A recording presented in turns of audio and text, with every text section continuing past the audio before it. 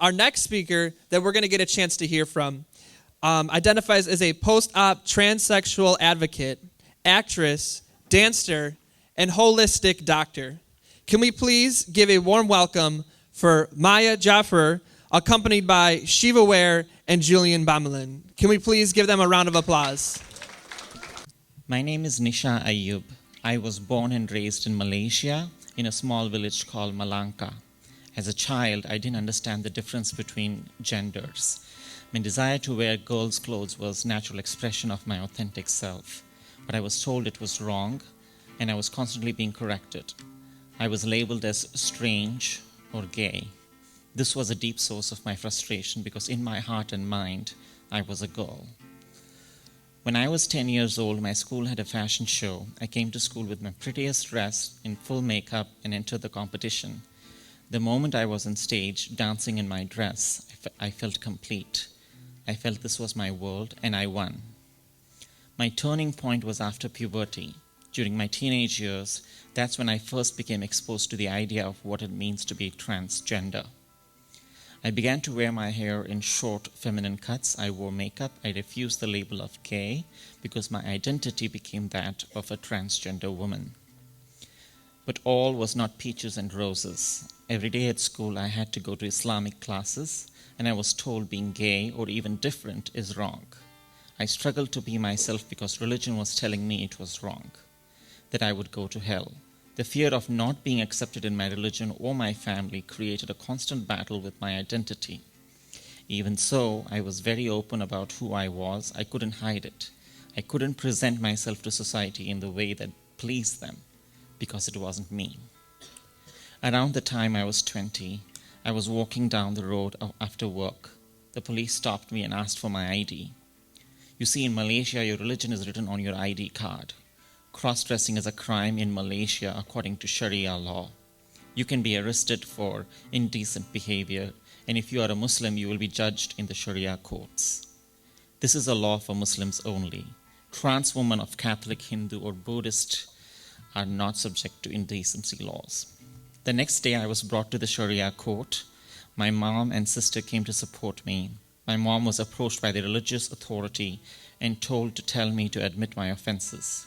He said it was a simple matter, I would be fined and dismissed. Another one approached me and said the same thing. I didn't know I could have gotten a lawyer. I naively trusted the religious authority. So when the judge asked how I plead, I said guilty. They sentenced me to 3 months in all-male prison.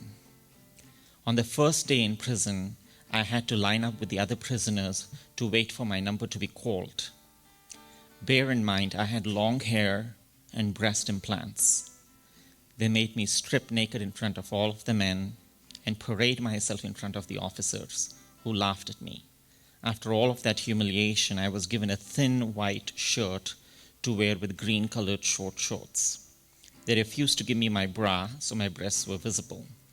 Then they made me walk to another room. This was the most horrific moment of all. They shaved my hair completely bald. I cried the entire time. I thought it was over, but I was wrong. I had to be kept in a separate area with the other trans women, who were housed at the very end of the cell block. Each time I passed a block, the officers made me lift my shirt to show my breasts to men. When I finally reached the room with my other trans sisters, I assumed I was safe. But the next morning, we lined up for breakfast. I was cornered by 5 inmates who forced me to have oral sex with them. The guards were present but didn't care. After the third man attacked me, the whistles were finally blown. They stopped, walked away, but the only reason the guards had stopped it was because breakfast was over. It was merely a matter of keeping the prison schedule on time. I wanted to die. I began to hate everyone. I hated men. I began to hate religion too. When the men came to me, they would say, "The prophet doesn't accept you." I tried to commit suicide, and if it wasn't for one of my trans sisters, I would have. I held on to one hope that my mother would realize that nothing would change me, that she should finally accept me. When my mother and sister would visit, we would sit in silence and just cry. But the tears gave me hope that they would finally understand. One day near my release date, I asked my mom to do something I did not expect her to do so. to buy me a wig to wear out of the prison. The day I was released, she was standing there with a wig in her hand, the ultimate gesture of love and acceptance.